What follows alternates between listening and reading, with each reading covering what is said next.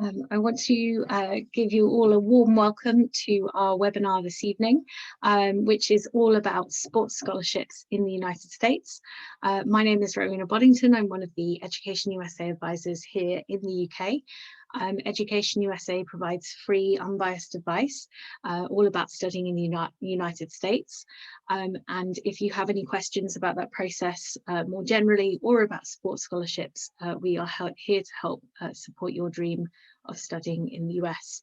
It's with great delight this evening that I'm able to warmly introduce Elizabeth Thompson, who is from NCAA, and she is going to give us an amazing overview of the process of becoming a recruited athlete in the United States, and here to share her expertise. So thank you so much for joining us this evening, Elizabeth. I will hand over to you to take it from here, and please do feel free to share any slide deck along the way. And if you have any questions, please do feel free to pop them in the Q&A box, and if there's some time at the end, Elizabeth will take those questions. Thank you, Elizabeth. Thank you so much, Rowena, and thank you for having me. As Rowena said, I am Elizabeth Thompson with the NCAA Eligibility Center. Hopefully you're able to see my screen. Rowena, are you able to see it properly, the presentation? Good. All right, I will get started. So as Rowena said, I am Elizabeth Thompson with the NCAA Eligibility Center. I oversee our international outreach and education efforts. So my job day to day is talking to prospective student athletes, parents, recruiting services, advisors, anyone with interaction, coaches all around the world, to educate them on the process for international students to become eligible to participate and potentially receive a scholarship at an NCAA Division I or II school. So the first thing I want to talk about is just this resource. So if you have a smartphone on hand, go ahead and open that up and you can scan this QR code. And what this is this is a resource for our COVID-19 relief that is available for the 2021, 2022, and now just recently extended for the students enrolling in fall 2022, spring 2023. So a lot of the content of what I'm going to talk about today can be covered in this frequently asked questions resource for you. So I want you all to have that available to look at after this presentation, but also as a good resource to have of the information I'm going to cover today. So a few things that we're going to talk about. I'm going to explain to you what the NCAA Eligibility Center is and what our role is in getting you eligible for any potential scholarships or participation at an NCAA school. We'll walk through the registration process, what's required to become eligible from the courses that you study in secondary education, and what those requirements are, and the relief that's available under our COVID-19 relief that has just recently been updated as of last week. And then lastly, we'll talk about sports participation and what we are looking at to ensure that you're maintaining your amateurism status so that you are able to participate in an NCAA school. And lastly, what resources that we have available to you. So let's talk about what is the NCAA Eligibility Center. So we are a unit within the NCAA, and we are responsible for evaluating and certifying every college-bound student athlete for collegiate competition at the NCAA Division I or II level. So every student that participates at a Division I or II school must register and go through the NCAA eligibility process to ensure academic preparedness at the collegiate level. Sports participation, we're looking to ensure that there is consistent and fair and equitable playing environment. So all students are meeting the same minimum requirements for eligibility. And we have a wonderful customer service team available to help you navigate the process, everything from how to register, how to submit your leaving certificates, courses, etc., for review with the NCAA. So if you're a student who is looking to attend a Division I or II school to participate in athletics, just know that you have a two-part review process. So we have to make sure that you are academically eligible for your sport, meeting the minimum requirements that I'm going to cover today, but also that you are an amateur in that sport. So it's a two-part review and certification process with the NCAA to ensure that you meet those requirements that are set forth by the Division I and II schools. So just a few fast facts about the NCAA and how our structure works here in the United States. So the term college typically means secondary school in the United Kingdom and in a lot of other countries. Here in the United States, when you hear the term college or university, we're referring to university level education. So post high school or post-secondary school education. We are made up of over 1,100 colleges and universities amongst our 3 divisions. So we have Division 1, 2, and 3. That is dependent on the size of the student body, how many students attend that school, what their athletic budget is, the number of sporting teams that they offer, the number of fans that attend, and the size of venues. All of those things factor into what classifies a school as Division 1, 2, or 3. We, as the NCAA Eligibility Center, certified for Divisions 1 and 2, and I'll talk a little bit more about why that is. That Division 3 kind of does their own thing when it comes to eligibility in some upcoming slides. So within those 1,100 colleges and universities, they form athletic conferences. So some of you may have heard terms like the Big 12 or the Big 10 or Pac-12 or the Sky Conference or the Mountain West. Those are different names of conferences within our universities. So conferences compete amongst themselves. And then at the end of a season, there's a conference championship and a conference winner. And then you go on to national championships where you compete amongst the entire division. So that's kind of how we are structured. Within those conferences, we have over 500,000 student athletes participating amongst our 3 divisions every year, and it's made up of 19,500 teams, and we host 90 championships as the NCAA. So those championships are amongst those 3 divisions and across both men's and women's sports. So the first thing I want to explain to you is the registration process. We have 2 different account types within the Eligibility Center. You can find both of these options on our website, which is eligibilitycenter.org. So I'm going to talk about the difference between a certification account or a free profile page to help navigate this process.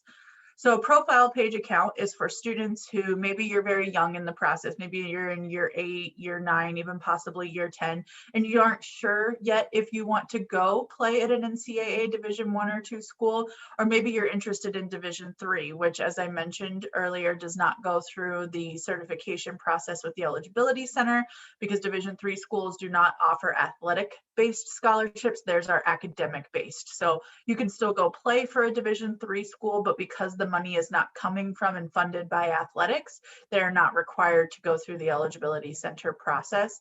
So if any of those options are something that you're looking at, or maybe you're just not sure which way you want to go yet, we recommend a free profile page account. This is an account that, again, just like I said, it's free. There's no cost to it. It's a way to sign up and to be on track with what those eligibility requirements are. So you will receive emails from us. We will talk about what you need to do academically to stay on track if you are to pursue Division 1 or 2 eligibility for an NCAA school. We will talk about reminders for time management, health and safety. All of those things are things that we cover with a free profile page. And then later down the road, when you become a little older, or maybe you're being recruited by a Division 1 or 2 school, you then can transition that account over to the certification account, which is that other type that I'm going to talk about. So a certification account, if you plan to participate at a Division 1 or 2 school, regardless of receiving a scholarship or being a walk-on, meaning that you're paying your own way, or a non-scholarship student, you must be certified to compete. And so in order to be certified, you have to have a certification account. So every Division 1 and 2 school, all of their student athletes have to go through this process. There is a one-time registration fee, and the registration fee is $150 US. Again, that is not a fee that has to be renewed. You pay it one time and you have that account for life. A few other things that this account is required for. So in the recruiting process, meaning when coaches may be reaching out and having initial conversations with you, if they've ever offered you to come make an official visit to their university, in order to make that visit, you have to have a certification account. We also have here at the NCAA, we love acronyms, obviously, our name being NCAA. We have something referred to as an NLI. That is a National Letter of Intent or a financial aid agreement with a university. In order to sign one of those, which is what holds you to the university and what holds the university to you from a commitment standpoint, that is a requirement to have that certification account. You will, when you register, this is what your account will look like on the inside. So you'll see that I have, looks like it was pausing the screen share, so I think we're back on there. You'll see in the upper right hand corner of the screen there, it is circled with the name, and below that in blue it says NCAA followed by a 10-digit number. Every student is assigned a unique 10-digit NCAA ID number, and that's where you can find that. So if a coach is offering you a scholarship or a financial aid agreement or that national letter of intent, that's what it's tied to, is your NCAA ID number. You may hear of a coach asking you, are you registered with the NCAA? If so, what's your number? That's where you find it. That's what we're referring to. It never changes. It always stays the same once you've paid for your account, and that's where you can find it. So in addition to finding your name and NCAA ID number in your account, this is the home dashboard that we refer to in your certification account. It's going to show you where you are in the process. It's going to show you what open tasks you still have. So if we need information from you, or there's something that you need to complete in order to become eligible, or for us to do that review, we're going to assign a task on your account, and this is where you'll see that task. It also prompts sending an email to the email address that you registered with. So whether it was your email address or your parents' email address, that's where it's going to go to. You can also view whether or not your transcripts or your leaving certificates, things such as your GCSEs or something that we ask for students from the UK, and potentially your year 9 and 10 reports. You can view whether or not those came in and we received those here in your account. So one point that is extremely important for everyone to understand is that the college admissions process, so applying to a university through their admissions office, being accepted to that university, is an entirely separate process from becoming eligible to play for your sport. So a lot of people think, well, I got into the college, that means I can play there. Not necessarily. You still have to go through the eligibility center and be certified of meeting the minimum athletic scholarships, and then you must also go through the admissions process. And the reason for that is every admissions office sets their own admissions requirements and their own minimum standards for admission to their university. And those may be entirely separate from NCAA initial eligibility, because they have complete autonomy to make the decision of what they require. So some schools may have a very high admissions requirements, while others may not be as high as some. And so the NCAA has said, okay, all of the colleges and universities got together and they said, okay, for a student to play as a first-year incoming student athlete, we want to make sure that they've studied these classes, they have this minimum grade point average in those classes, and that they've met these requirements of this GPA, which I'll talk about more what a GPA is, your grade point average. So that is a minimum threshold for athletics participation, and it's separate from admission. So just be aware, if you're talking to any colleges or universities about attending there, be sure to find out what their admissions minimum criteria is. And then lastly, I just want to mention that in order for you to go through the review process to determine if you're eligible for a Division I or II school, you must be on a school's institutional request list. And that's just the school saying to us, we want you to review this student because we want them to participate at an NCAA school or at our school. So again, also know that this is a shared responsibility. So it's not solely the responsibility of the NCAA school. It's not solely the responsibility of a school counselor or your parents or a coach. So often we hear, well, I didn't know, well, no one told me, or I didn't know I was supposed to open that email. We just want to make sure that you know that this is a shared responsibility that you have to take control of your future to make sure that you are on track to become eligible. So open those emails that are coming in, listen to these webinars that we're giving, get the resources that are out there and make sure that you're meeting the academic requirements and that you're not doing anything to jeopardize your amateurism status. That's another thing, is so often we hear of students that maybe just relied on a particular recruiting service or a person that was an advisor and thought that it would be okay because they were told that, when you need to be sure that you're following the rules and you're educating yourself on what the rules are so that you don't jeopardize your eligibility.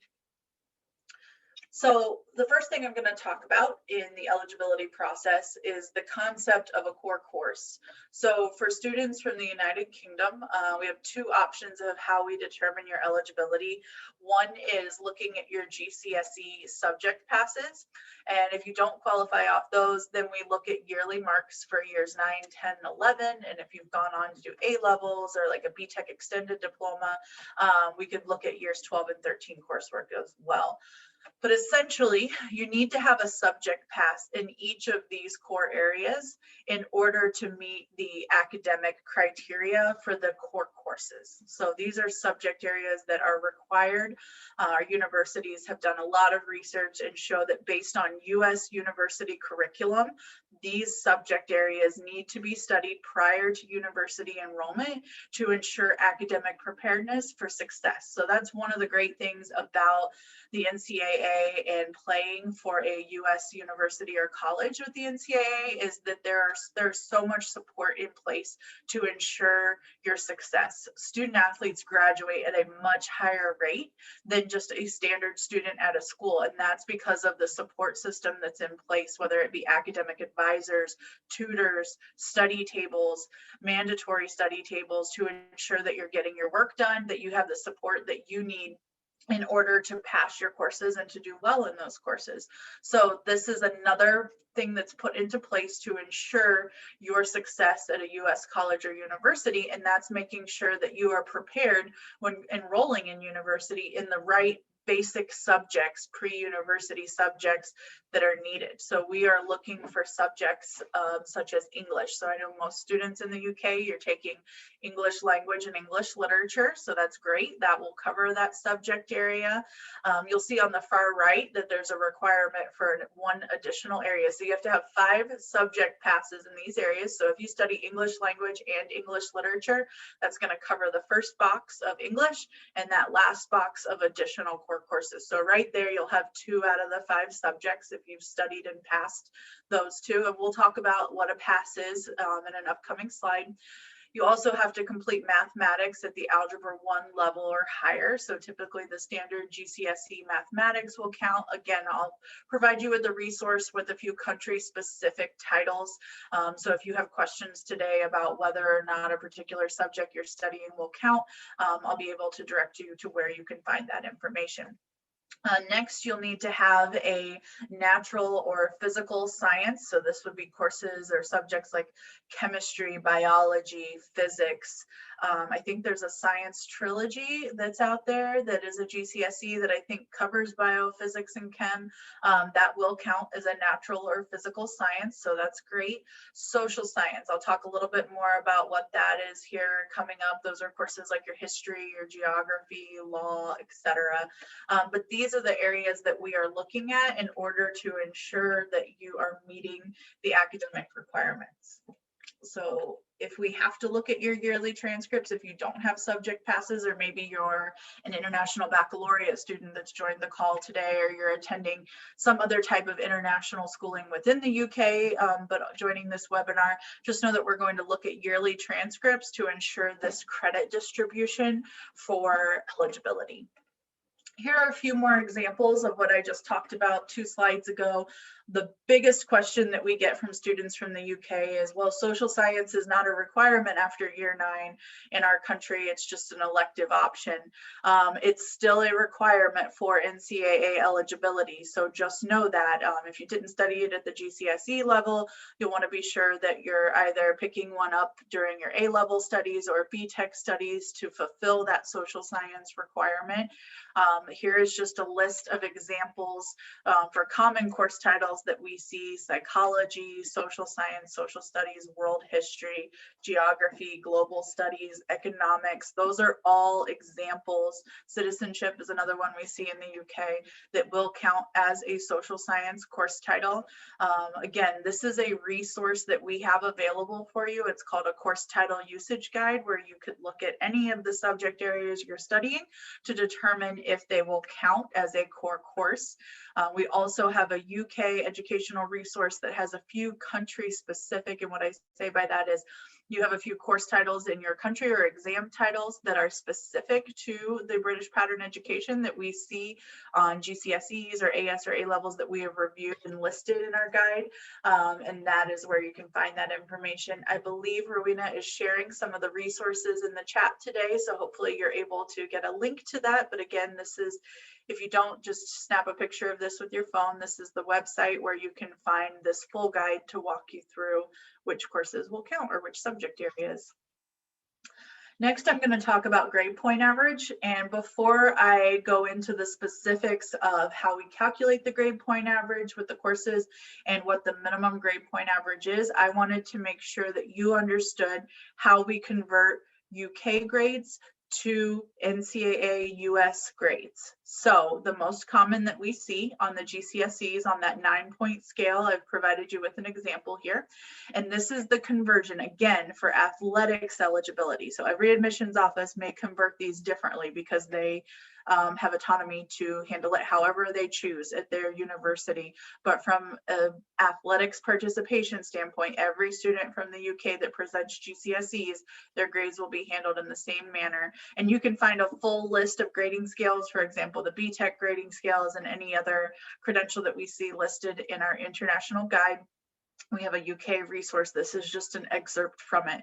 So for students that have completed GCSEs, for example, if you have a 5 or a 6 on your GCSEs, that equates to a B in the US grade point average system. So we are on an A through F grading scale, an A being the best grade that you can get and F being a failure, the lowest grade possible. And then what happens is we convert those letter grades over, and I'll talk about that here on the next slide. So the US operates on a 4.0 grading scale, meaning a 4.0 is an A, the highest, and then obviously an F is worth no points at all. So when we talk about, oh, you need a, for example, 3.0, if a university or a college says you need a 3.0 to get into our university as your grade point average, that means averaging your grades.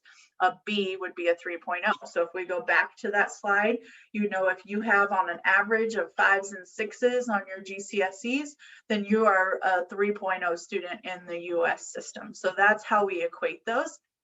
But just know when we are calculating your GPA for athletics eligibility, we are looking at just those core subjects.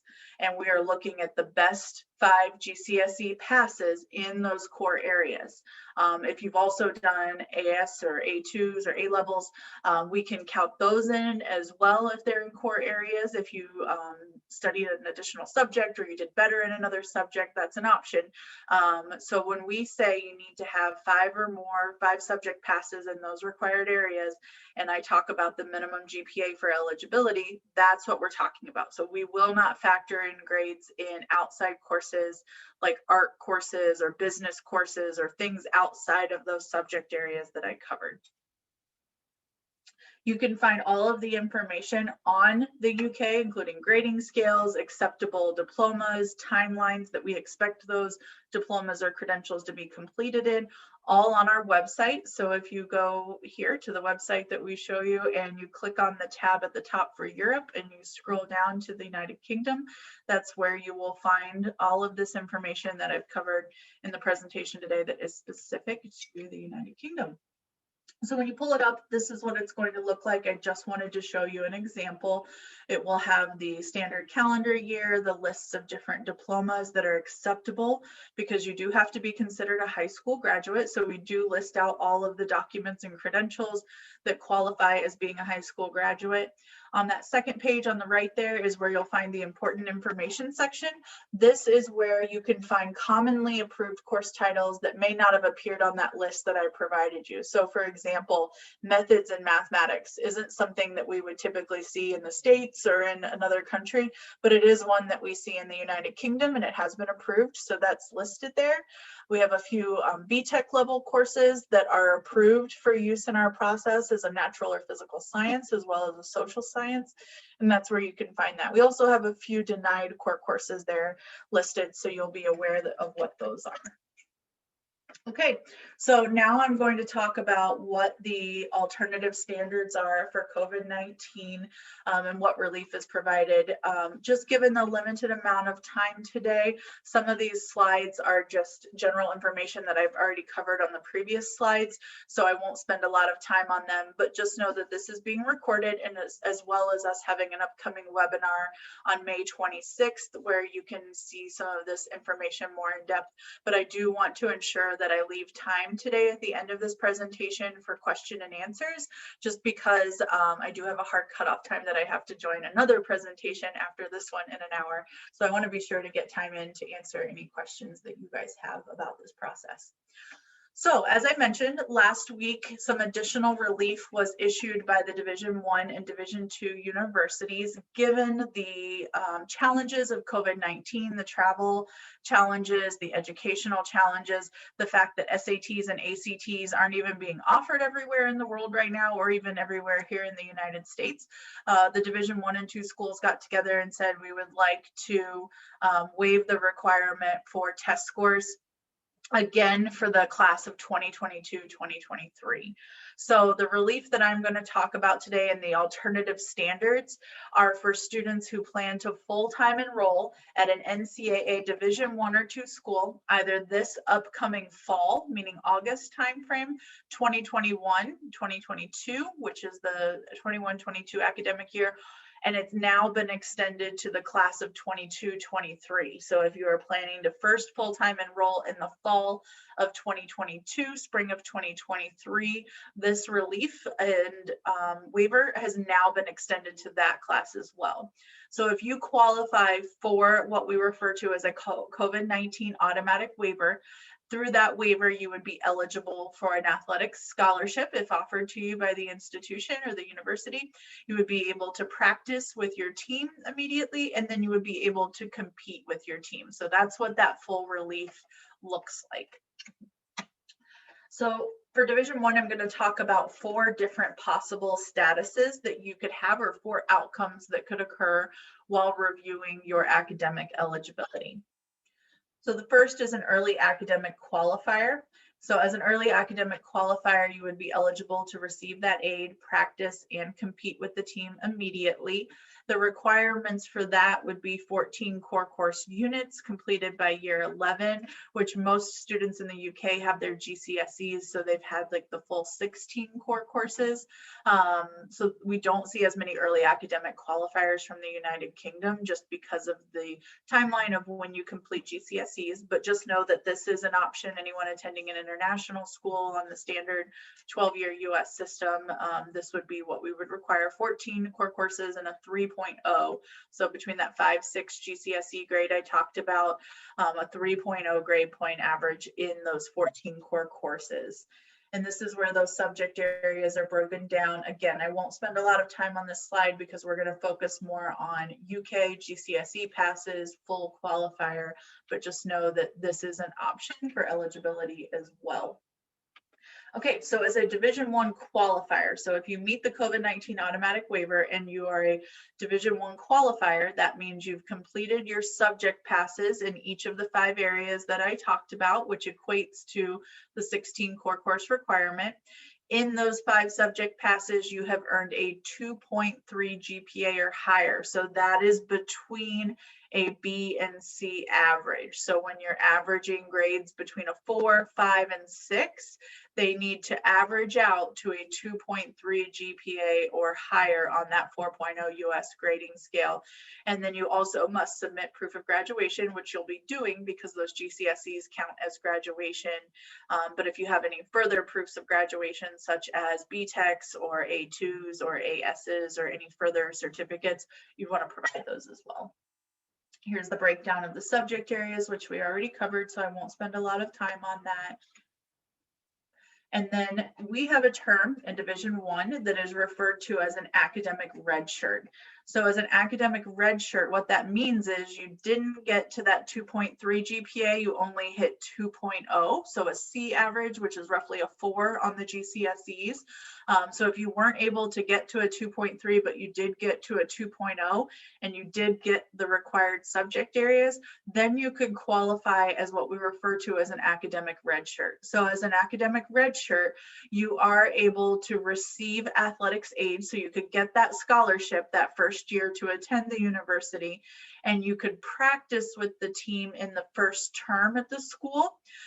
But in order to continue to practice into further terms that academic year, you would have to meet certain academic achievements at the university level. And your university can talk to you about what that is, as far as the number of credit hours that you have to complete at the university in the first term and the grade point average you have to earn in those courses. So just know that as an academic red shirt, you can receive your scholarship and practice in the first term, but your abilities or your performance academically at the university level will determine if you can continue to practice in that first year. As an academic red shirt, the same subject areas are required, or the same subject passes that we talked about. And then lastly, for Division I, we have a non-qualifier. So it means exactly what it says there. You did not qualify. So as a non-qualifier, you would not be eligible for any athletics aid or scholarship that first year that's athletically based. You cannot practice with your team, and you cannot compete for the school that first year. So just know that that's the outcome if you are a non-qualifier. So as you noticed here, none of those requirements that I just went over for all of those different status possibilities included test scores. And that is because Division I has said for the upcoming school years, we're now on the third academic year of this. So students who enrolled in 2020, 2021, which is the current year we're in, students who plan to enroll this upcoming fall 2021, spring 2022, and for the class of 22-23. So if you're enrolling at a college or university in 22-23, the test score requirements have been waived. But there's one very important point that I want to point out here, and that's that some U.S. universities may still require an SAT or ACT test score. So although it's not needed in order to become academically eligible to participate for the school, you need to find out whether that particular school you're interested in is going to require one for admissions. So just be sure that you're checking that at all times. Another question that we get a lot for international students is, what about the TOEFL? Do you require a TOEFL? Are the TOEFLs waived? The NCAA has never required a TOEFL score for academic eligibility, but international admissions offices on campus often do require a TOEFL. Now, coming from the UK, that may not be a requirement for you, since the UK is typically all English speaking. But in case we have anyone else joining the call today that is curious about a TOEFL, just know that that's not a part of the NCAA's process. That's a part of the campus admissions process. So just check with their admissions office. Okay, so we're going to talk about Division II. It's very similar to Division I and what these alternative standards are under the COVID-19 relief. The biggest difference that we'll talk about in these slides is an update for the fall 2021 enrollees, and that's that Division II has actually done away with a non-qualifier status. So at minimum, every student could be eligible to be a partial qualifier for Division II, which is really exciting. So I'll talk about that in these upcoming slides. So Division II also has an early academic qualifier status that requires 14 core courses. You'll remember Division I was a 3.0. Division II is a 2.5 GPA average in those courses in order to be an early academic qualifier. And this is where those subjects break down for the requirements for early academic qualifier. But we're going to focus more on qualifier just because of the structure of the UK educational system. And when you complete GCSEs, this is typically where the majority of students fall. So for Division 2, having subject passes in the 5 areas that I talked about equates to the 16 core course requirement. So the average required for Division 2 is a 2.2. So if you remember, Division 1 was 2.3, Division 2 is a 2.2 in those subject areas. And then lastly, you must be a high school graduate, which means you must have completed 5 or more GCSEs in order to be considered for a high school graduate. And as a full qualifier for Division 2, you're eligible for athletics aid, practice, and to compete with the team immediately for enrollment. These are those subject areas we talked about for qualifier status. So Division 2 partial qualifier. So the minimum that has to happen in order for you to receive your scholarship the first year and practice with the team the first year. So you would not be eligible to compete your first year at university as a partial qualifier. But as long as you have completed 5 or more GCSEs in any subject area, that counts you as being a high school graduate or a secondary school graduate. So with earning 5 or more GCSEs, they don't even have to be in the 5 core areas. You just have to have passed any 5 differing subjects. Then you would be considered a secondary school graduate and you would be eligible for athletics aid and to practice with the team from an academic standpoint. We will talk in a minute about amateurism and delayed enrollment and your seasons of competition available. But from looking solely at your academics, if you've at minimum achieved that, you could be a partial qualifier for Division 2. Just like Division 1, test scores have been waived for the upcoming year 2021, 2022, and again in 2022, 2023. So I just want to make sure that you all understand that this waiver or this relief does apply to the leaving certificate review of transcripts, which are those GCSEs that I talked about. And one thing that we've seen or that we've gotten a lot of questions about, especially last year, and I think from my understanding, the UK is still kind of working out how this is going to look for your certificates and final assessments. So we understand that a number of countries have canceled final leaving exams for this upcoming year.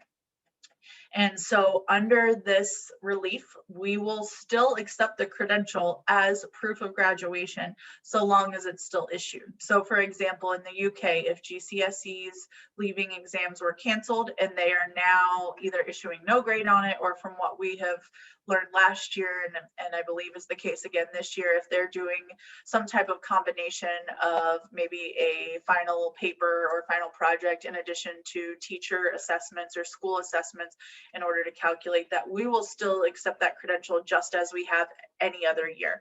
As long as it's official, it comes from the issuing body, we will still recognize it. So that's important to know. Another great resource, which Rowena, if you could share it in the chat, and then there's the resource right here, is what we call a graduation timeline confirmation form.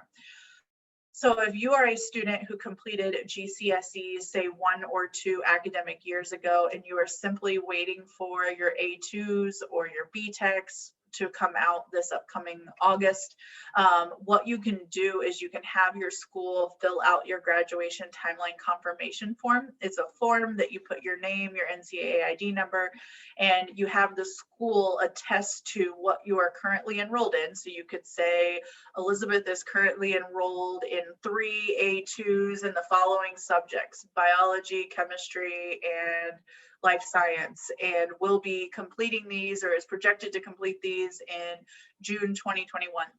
If the school will sign off on that and you can then have them send that form to us, that will allow us to proceed with the review of your account. If you are eligible off of those GCSE subjects, then that tells us from a timeline perspective how you're still enrolled in school and the subjects that you're anticipating to complete. And that becomes important when we talk about amateurism and delayed enrollment. So just know that that form is an option, especially for UK students. We highly encourage you to have your school fill that out, and it's available. So as I mentioned a few times in the presentation, but here's a little more in depth about it. Division III schools each determine their own eligibility for admissions purposes, financial aid purposes, and for practice and competition. Because their scholarships do not come out of the athletics budget, they do not have to follow NCAA rules for initial eligibility. So they will determine on campus whether or not you are eligible for practice and competition at any point in time. So just know, as a reminder, if you're looking to go Division III, which is actually our largest amount of student athletes participate at the Division III level, that you don't have to create a certification account with us, but we do encourage that free profile page because it gives you lots of things to prepare you for transitioning to life on campus as an NCAA student athlete. Now I'm going to briefly talk about sports participation. So this concept of amateurism and what this looks like for participation at an NCAA school. So in general, NCAA rules do not allow for contracts with professional teams, salary for participating in athletics or participating in your sport, prize monies that go above and beyond actual and necessary expenses. So what I mean by that is if it costs you from hotel stays to transportation, if it costs you, say, 300 British pounds to travel to and participate in an event over a weekend, and the prize money that you won in that event was 10,000 British pounds, that would be considered a prize above and beyond the actual and necessary expenses to participate in that event. So that is how we determine whether or not prize monies have gone above that. So it's always important to keep track of your expenses. We have an area that you can list that information in your My Sports Participation section of your NCAA account. So that's why it's good to register early. You can log back in at any time and update that account. So if you had an event over the weekend, say, oh, I need to go log that in my NCAA account so that, if it comes time for your review 3 years later, you aren't trying to remember back towards 3 years worth of sports participation information and expenses, because you've gone in there and listed that information and listed your prize money amount so that could be reviewed. Playing on teams of professionals, trying out or competition with a professional team.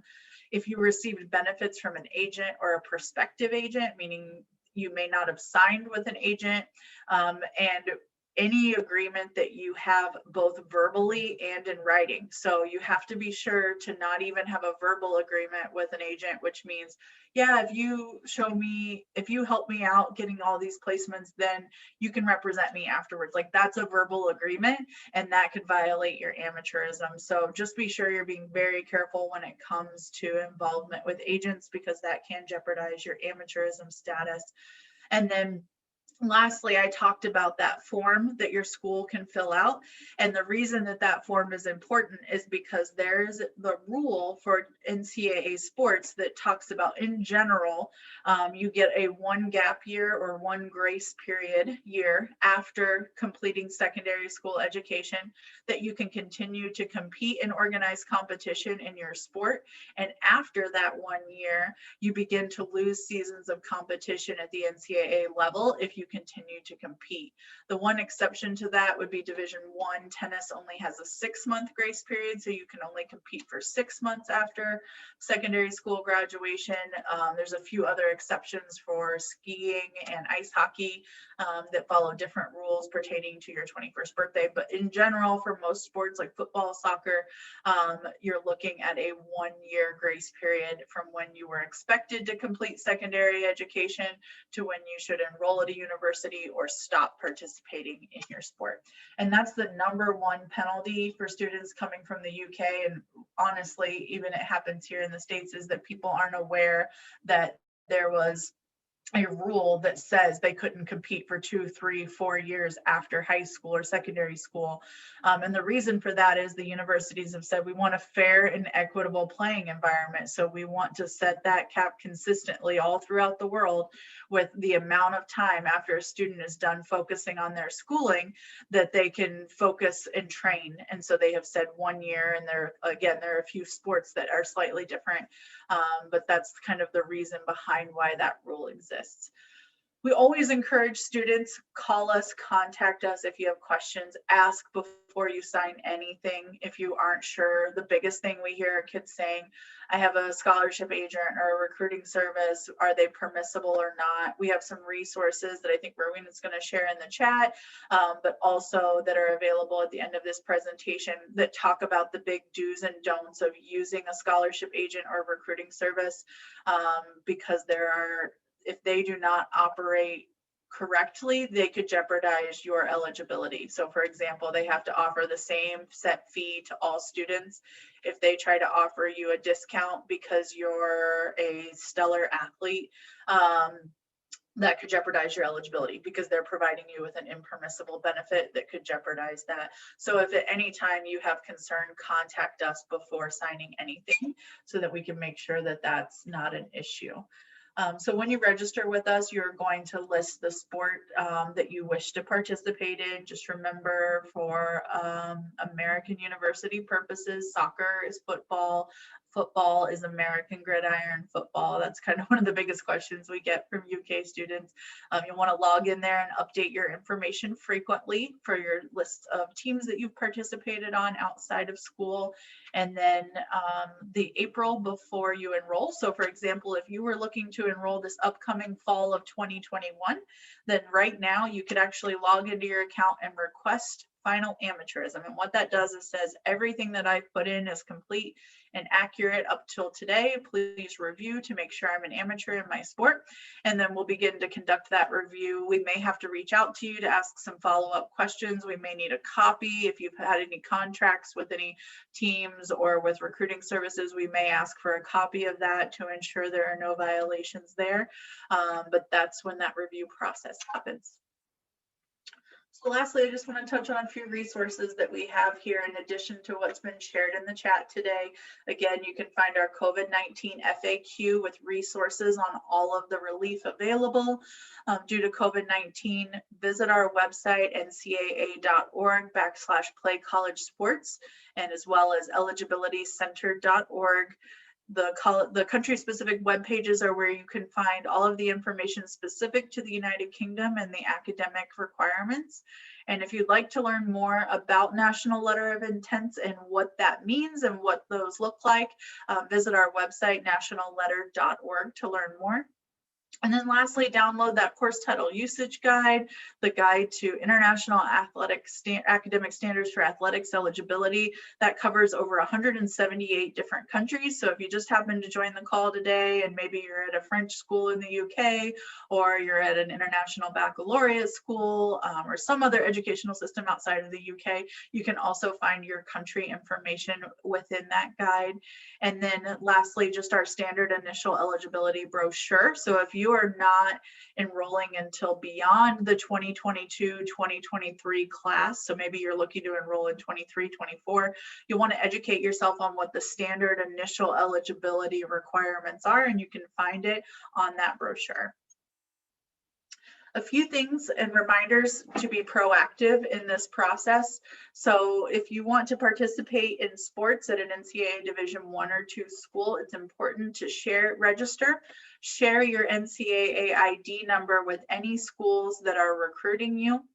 Be sure to apply to those schools separately from the athletic process. So apply to make sure you're being accepted or admitted to that school. And then I just talked about it. Be sure that you're following the timeline for you and enrolling and making sure you're requesting your final amateurism within your eligibility center account. And then be sure to have your final transcripts or your leaving certificates, such as GCSEs and that graduation timeline form that I mentioned, submitted to the eligibility center. If we have anyone on the call today wanting more information about special considerations for students with education impacting disabilities, we do have an excellent resource there for that. And I think that's going to be in the chat as well.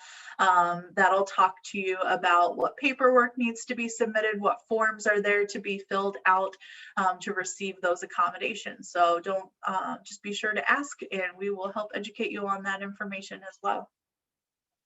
All right, with that, Rowena, that ends my presentation today, and we can go ahead now and open it up to questions. And while we're doing questions and answers, I am going to put our social media handles up here. Just a big shout out to our social media team. They are awesome at continuously giving out information of reminders of upcoming webinars, of resources, of tips and tricks to staying on track to become eligible. So get those phones out, scan those QR codes, follow us on Instagram, Twitter, Facebook. They're just excellent resources to have, and I strongly encourage it. Amazing. Thank you so much, Elizabeth, for giving us that overview of NCAA requirements, and hopefully everybody's followed along and checked out all the links that are in the chat. I can already see there's been some great questions coming in the Q&A box. So if you've got a question for Elizabeth, please do pop it in the Q&A box. Elizabeth, I have some questions to throw at you from various people who have been watching along. So there are various different questions. The first one was that I wanted to ask you was around, is year 12 too late to engage in the certification process? Typically, no. So it's really going to depend. That's one of the unique parts of the UK educational system, is that there are several different points that we consider to be high school graduation. So by our standards for athletics participation, you could be as eligible as soon as after completion of year 11 in your GCSE subjects. You could then go on to year 12 for ASs, or the first year of A2s, and then again to year 13.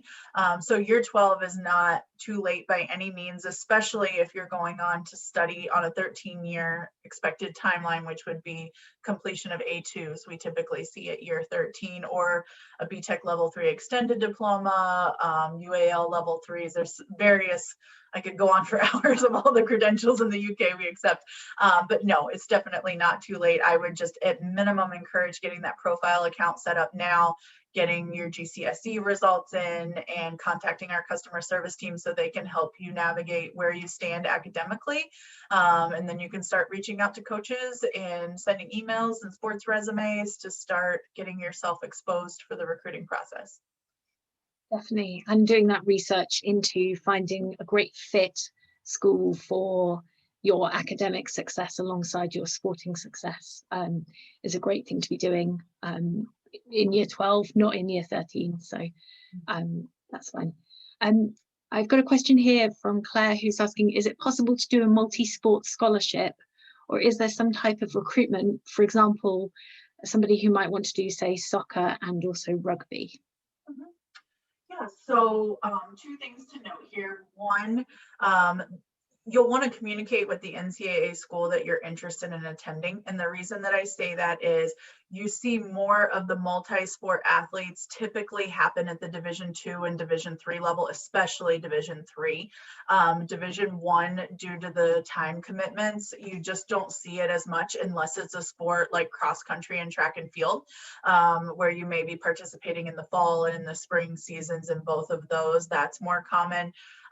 Just so that everyone's aware, a sport like rugby, as of right now, is listed, I believe, as an emerging sport for women's, but it's not technically an NCAA sponsored sport with a championship. So what that means is your scholarship may not be associated with rugby. One important thing that I'm glad this question was asked, because one important thing I want to bring up is that it is so important for you to have a conversation with the coach and ask about how your scholarship is structured. And the reason I say that is because not every scholarship is a full scholarship, or what we refer to as a full ride here in the United States. It may be that you have a scholarship that is a 30% scholarship, or it is, find out the renewal. Are they going to offer this to you every year? Another thing is that a lot of schools, because of the limited number of scholarships right now, because of the fact that all current student athletes were given another year of eligibility, so that limited the number of scholarships for incoming student athletes. We've had an opening in what's referred to as a transfer portal, allowing more students to transfer from one school to another. So that's limited some scholarship places. So coaches have had to get very inventive or unique in how they're using their scholarship dollars. So say a soccer coach, say he or she has only 1 or 2 scholarships for incoming freshmen. What they may choose to do is they may choose to recruit students who are strong academically so that they can take those 2 scholarship dollars and bring in 4 students. And by doing that, those students are on a 50% athletic scholarship and 50% academic scholarship. So it's important to ask the coaches how your scholarship is structured, because you may need a 2.6 GPA to maintain that scholarship for the next year for athletics. But if half of your scholarship is academic, you may need a 3.0 or a 3.5. So it's very good to know what the expectations are of you in order to maintain your scholarship money, because the last thing that you would want to do is get there and find out halfway through the school year, oh, I'm not going to get half of my scholarship next year because I didn't meet the GPA requirements for the academic half. So it's just always important to ask how your scholarship dollars are structured and what the expectations are or what the requirements are to maintain those. But again, Division II and Division III are the most common divisions that, due to time demands, allow student athletes the more ability to participate in 2 sports. Definitely, and it's something we see coming up for UK students, is that question about athletic scholarships, and there's definitely can be combinations with other merit-based scholarships, the academic scholarships. So and it's quite normal. Lots of students I've worked with have ended up with a combo of the 2 to support their studies. So again, just being really clear, as Elizabeth says, about what's the expectation of you and how does that package come together. A great question here. Is there a list of recruiting agencies or companies that are certified by the NCAA, and so that we can know how legitimate those companies might be? Unfortunately, there is not. Legally, we are not allowed to endorse or certify any recruiting service. We get this question a lot. Honestly, I wish we were able to, because it would save everyone a lot of time. But for legal purposes, we can't endorse or certify any particular recruiting service. And that's because what they do operationally could change minute to minute.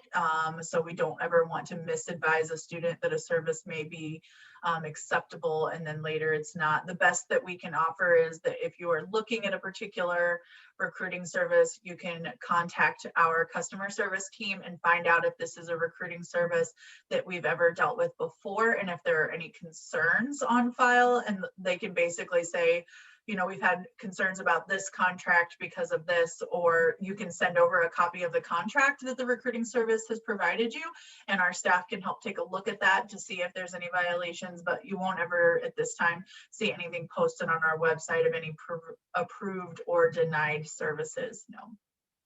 Definitely. And I guess I'd just add, from a UK advisor perspective, a Google search of some of the companies that may be contacting you can often be very useful in terms of understanding some of the feedback and sometimes even news coverage about different companies.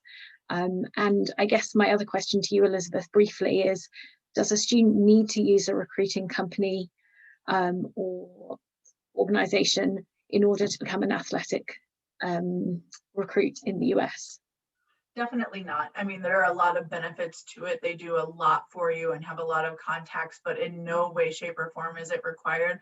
This is something with working with your EducationUSA and Fulbright offices locally. They can be a great service to you. Also, just on your own, reaching out to the colleges and universities that you're interested in. I always advise students, go to their athletic department page, go to their staff directory, look at the email addresses of the assistant coaches on staff for that particular sport, and send them an email telling them your interest. Give them what we refer to as a CV sports resume that talks about your participation on any teams, academically, where you stand, where you are in schooling, what your average is of your grades, when you're projected to graduate, anything like that. If you have any links to websites or YouTube videos showing your performance in any events, all of that, that's how you can self-promote yourself.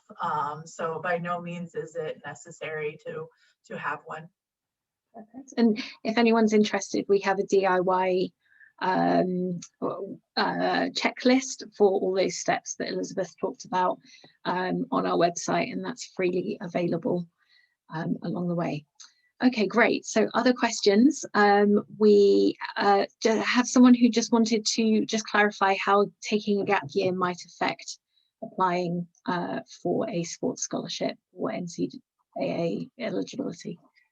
Sure. So it really depends on just ensuring that your gap year and that gap period is permissible with your timeline. So as long as it's not any competition outside of the allowed amount of time for your sport, that's going to trigger issues. But if you're within a sport, say you graduated on time in May, June of 2021, and you want to take a gap year and then enroll in the fall of 22, and it's a sport that allows for one full gap year, there's no concerns from a timeline perspective of that. Just ensuring that you met the academic requirements, the grade point average, that you're maintaining your amateur status so that you aren't doing anything that would jeopardize that. We have some really great resources that I think have probably been shared in the chat, but if not, you can find them on our website. We have sport-specific amateurism resources. So we have one for tennis, ice hockey, soccer. There's just lots of different resources out there. So take a look at those and read through those, because they're going to help you navigate your activity during that gap year to ensure you're not risking your eligibility. Perfect. Are there scholarships available for golf? Yeah, definitely. Lots of them. And another quite specific question, but does being a grade 1 Premier League academy for soccer in the UK make you ineligible for NCAA? That would be a great question for our customer service team, our legislative team. I wish I was more knowledgeable about the different levels within the Premier League. We do a lot of work with educating in their youth sports, so I know the Premier League is involved in ensuring that their youths are educated on NCAA initial eligibility. So we've done training for their staff and provided them with great resources, but I'm just not as familiar with their club levels to know if they're a violation or not. I know some of the academies that they have at the lower level under there typically don't jeopardize amateurism status, but again, you just always want to check that process. Our customer service team can help you walk through that. They're much more familiar with it in that sport than I am. Perfect, thank you. We have another question. Are there any Division 1 or Division 2 universities that offer cricket or male field hockey emerging, please? Yep, so at this time, neither of those are emerging sports with the NCAA, but there are club teams. I know that there are several cricket club teams around the country, and they may offer scholarships. They're just not through the athletics department. So what that means, it may be through private donors or a fund that they have set up to have that club team. There are several sports like that that are very popular. One of my best friends in college played for another college's women's rugby team. So I know that there are different, they're just not sanctioned by the NCAA. So their rules, their participation, their championships are not hosted for us. So you won't find information on our site about those club teams. You would have to kind of research like university club cricket in the United States and Google that, see if you can find a list of schools, reach out to those schools to find out more information. It's just not sanctioned by us. Definitely. Again, from a UK advisor perspective, I get a lot of questions about this, and I think it's worth saying that club teams in the United States still play competitively against other universities, and it can still be a high level of sport. And those are very much available.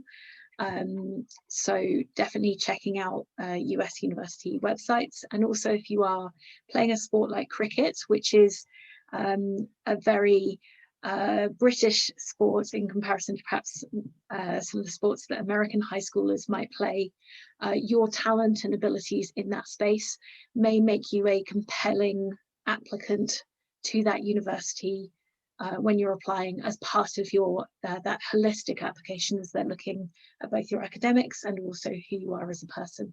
So that can still help you, and you can still then play the sport at university. So that's there. Okay, so other questions that have come up, lots of them. Gosh, these are great questions. Does playing for an academy in a professional team make me ineligible for the NCAA? Again, that is going to depend on the structure of that agreement and where that falls. So most academy structures under professional teams tend to be okay. It just depends on professionals playing up and playing down and what happened there. So again, I would just encourage, if you have any concerns about any involvement with pro teams, not all involvement makes you not eligible. There are just specific rules that I would suggest looking at our soccer amateurism resource that we have on our website, and then contacting our customer service team to talk about your specific involvement, and they can help you navigate that space. Right, and presumably there's also a question that's come in about being sponsored by a company, for a company such as Head for tennis, for example. Presumably that would also be the case, that student should go and check. Definitely. The rules are a little more clear on sponsorship, especially a sponsorship for your sport, that typically that is not permissible. That's not acceptable, but you just want to work with them. It's different if they sponsored a team that you were on versus if they sponsored you individually. Obviously with a sport like tennis, like if you played for the UK tennis national team and the national team was sponsored, that's typically not an issue. But if you're playing independently and they are sponsoring you and providing any funds in any way, providing that can potentially jeopardize your amateurism status. So yes, definitely contact our customer service team. So we have someone asking about conversion charts into US GPA for French grades, and where they can find more information about that. Yep, so if you download our international guide or go to our international web pages that the link was provided on there, you'll click on the tab for Europe and you'll see France in the drop down of countries. So you click on that, and then in the upper right hand corner, you'll see French academic guidelines. And if you click on there, it'll show you the conversion from the US or from the French 20-point grading system to the US grading scale on there, so that you can see that. Typically a 14 to a 20 is an A, 11, 12 and 13s are Bs, and I think 10 and 11s are Cs.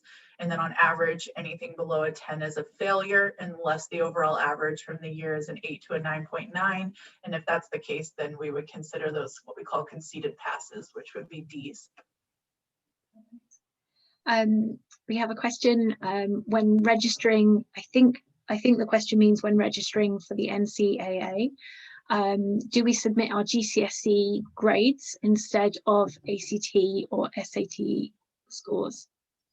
Yeah, so when you register with us, you're just going to be listing what country you've attended schools, the name of the schools, and then you're actually going to email in from the email address on your account. You're going to email in copies of your GCSE certificates. So nowhere in the registration process are you self-reporting any grades to us. You're going to say, like, I'm studying GCSEs, I'm studying A levels, but we don't ask you to list the subjects and the grades. We actually ask you to just send us the certificates, like scan and email them to us, and we're going to do that review. So we wouldn't require that of you. And just to follow up, if the question was about applying to a US university for admission, what you will find is most US universities will require UK all your UK grades. So if you've taken GCSEs and then perhaps you've taken a BTEC and an A-level, they will require all of those grades to be reported to the university by your teachers. Unfortunately, you can't just take the SAT and get a pass on submitting those grades, if that was where the question was kind of headed. Okay, what year would you suggest beginning the whole process of registering, and is year 10 too early? Year 10 is by no means too early.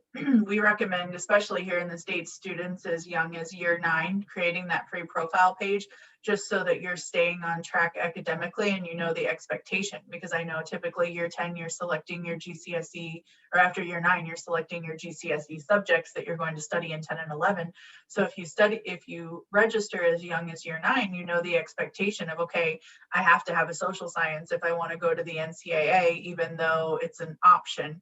It's an elective here in the UK. So it's never too early, never by any means.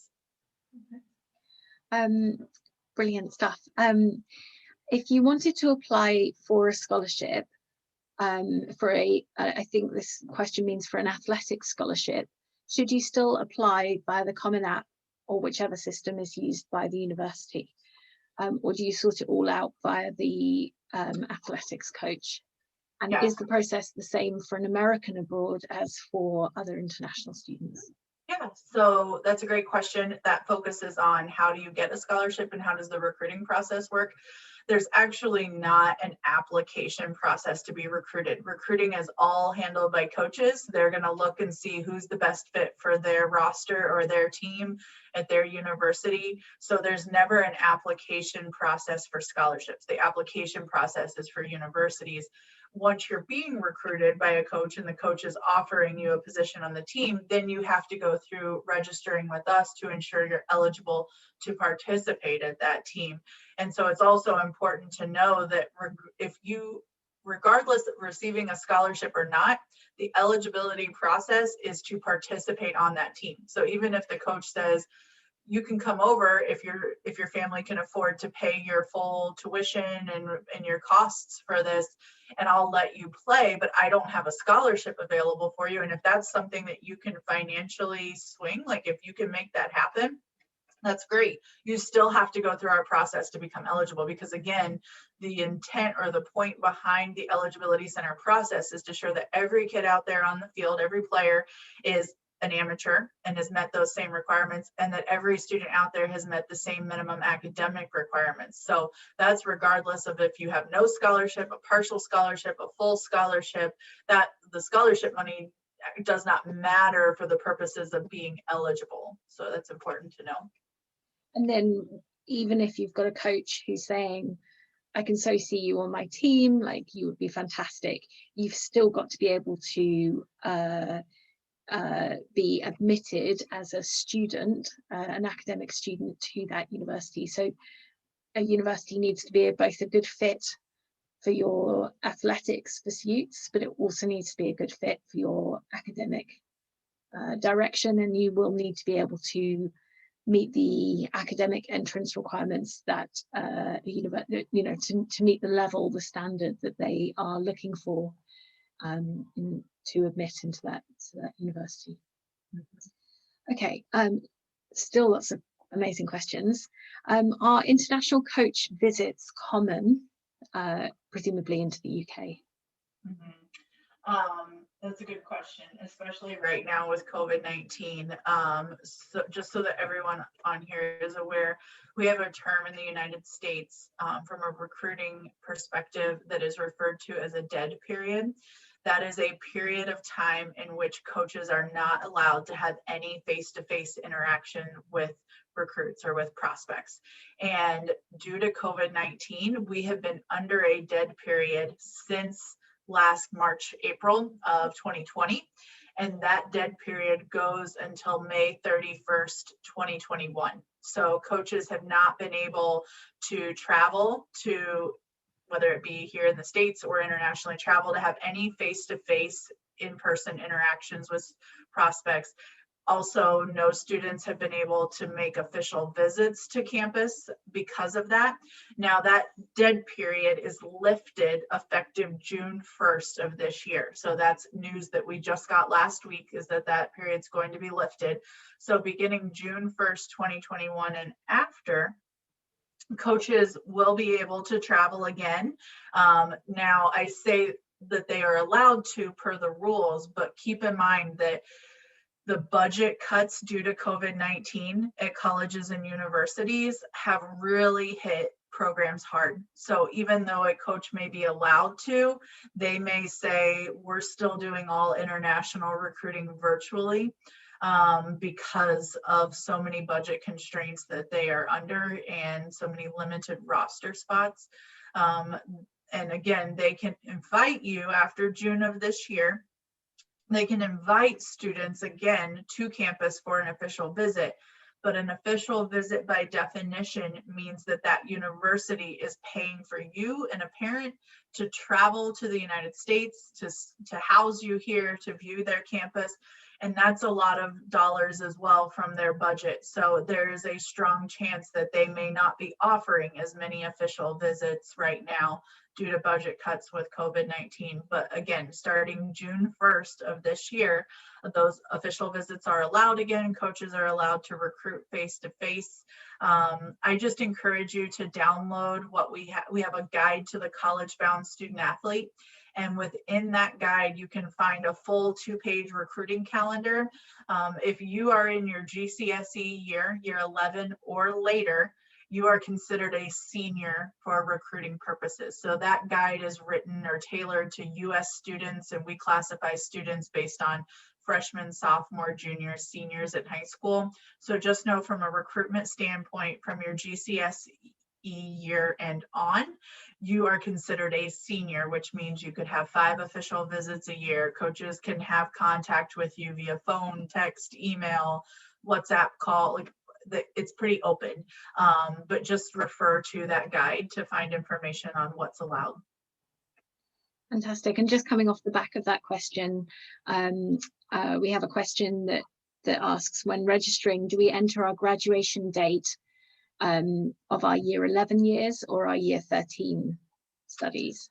So it's your projected date of graduation. So put your furthest date. So if you're currently in GCSEs, but you're anticipating to complete your A2s or your A levels in June of 2022, put that date, June of 2022. So you would want to put your furthest graduation date. Fantastic. I've got a question here that I'm happy to input onto, Elizabeth, but just if you've got a take on it first. Are there any tips about raising your GPA in the UK education system, or perhaps American style courses that a student could take to raise their GPA? Sure. I'll let you go first, and then I'll chime in with how that fits into the NCAA, if that's okay. So obviously with the UK and the US, the way that high school, your academic progress in high school is measured is quite different for a US high school student as it is for a UK high school student. And so US universities understand that the exam systems are very different, and the way that academic progress is assessed is very different between the two countries. And so US universities will be expecting to see your GCSEs and your A levels or BTECs or any other, hires, IB, whatever it is that you're taking. A US university will expect to see all of those grades, and they understand that UK, the way we do our GCSEs and then our A levels or any other qualification that we're taking, are nationally assessed exams. So you can't just submit some extra papers to increase your grade. They know and understand that that is not how our exams work. And so you can't take, they will be expecting to see our exams as we've taken them if you're applying to a US university. So unfortunately, you can't change your GCSE grades are your GCSE grades. There's not a way to necessarily increase your GPA. Not that we have a GPA, but there isn't a way necessarily to increase those grades unless it's, you know, really applying yourself to your studies, really making sure that you're doing the very best to get the very best GCSE grades, to do the very best you can in your A levels alongside your sporting activity, to put yourself into the best possible situation in terms of applying. I don't know, Elizabeth, if there's anything else you'd want to add or Yeah, contribute. I always proceed with caution for this question because we do get this a lot, because I want every student to know that you should do what's in the best interest of your academic progress, and you should do what's in the best interest of your admission into the university. So I don't ever want you to take what I advisors say over that. I'm only talking about how this would fit into athletic eligibility for our purposes. So ultimately, work with the admissions office and compliance office of the university that you wish to attend, work with your academic advisors at your secondary school. For our purposes, if you have, I'm just going to throw an example out there that we see that does help better a GPA. Say you completed your GCSEs last year or 2 years ago, and you didn't have the best grades on those, but it was enough that you could proceed on to A2s or a B-Tech in a certain area. We will consider GCSE retakes that occur between your initial GCSE date and your expected date of your further. So say you earned GCSEs in June of 2020, and you're going to be completing A2s or A levels in June of 2022. If you continue to try to better your GCSE subjects and resit those for NCAA eligibility purposes, as long as you pass the A2s, which is going to bump your timeline to the A2 timeline, we can consider every exam up to those A2s for your best possible GPA. So that means if you resat a literature or a science or a French exam and got a better grade a year or two after GCSEs while still studying towards your A2s, we can look at that, and that may better your GPA again, just for athletics participation.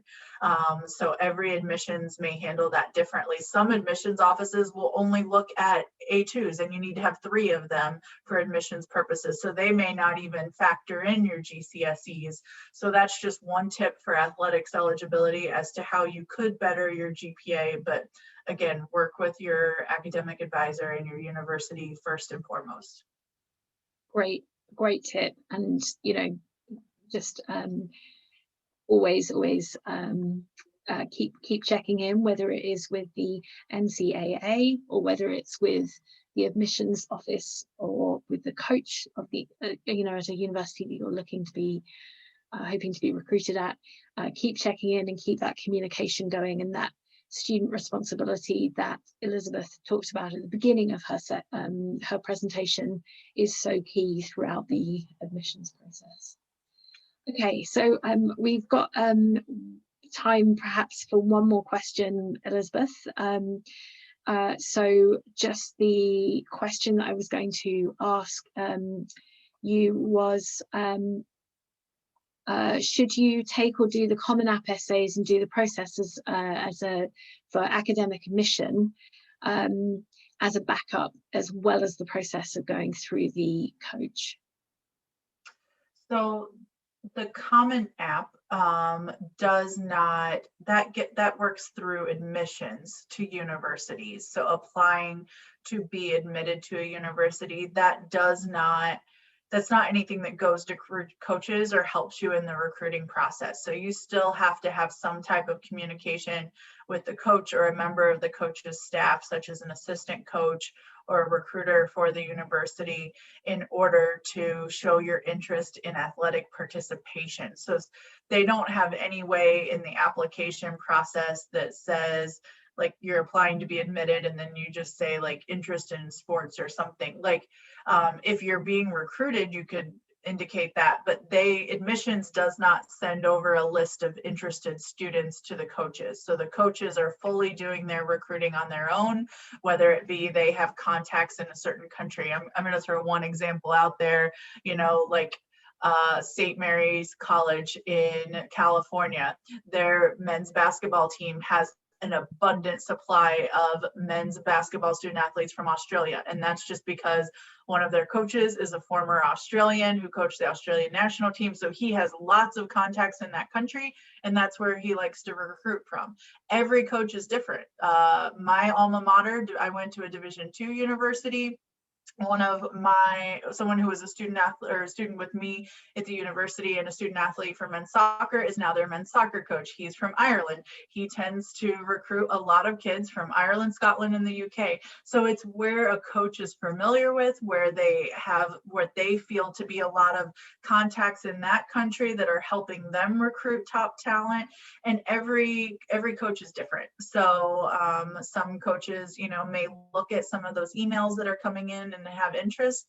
If you are playing for a very well-known team, or if you have a national ranking and things such as an independent sport or an individual sport, that will help. But there is no common application process for being recruited. It's just a lot of that reaching out and having conversations with coaches, or coaches taking note of you if you've played at a high level that's gotten recognition, or if someone that you're around, a coach that you're working with, knows coaches in other countries. And again, that's where, if they're on the up and up, permissible, a recruiting service may have contacts with some schools to where they help place students in that process. That's one of the benefits to using those as well. Again, so long as they're doing everything following the rules.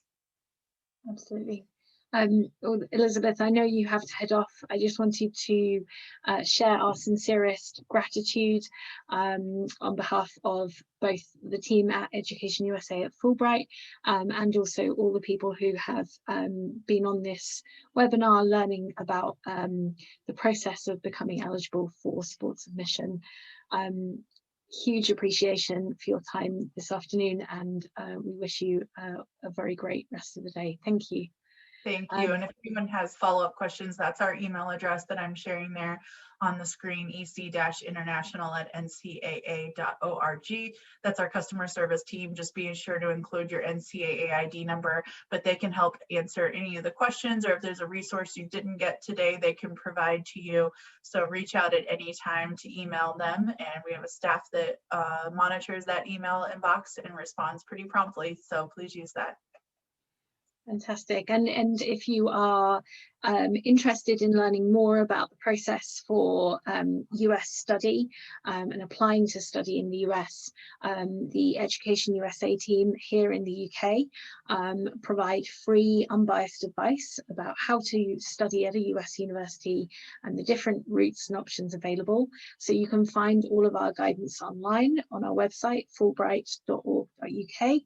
And we also run a number of events just like this one to help unlock and discuss the different elements of applying for US university study. So please do make sure you're using all those resources. And with that, we're going to wish you a lovely evening and have a great night. Bye.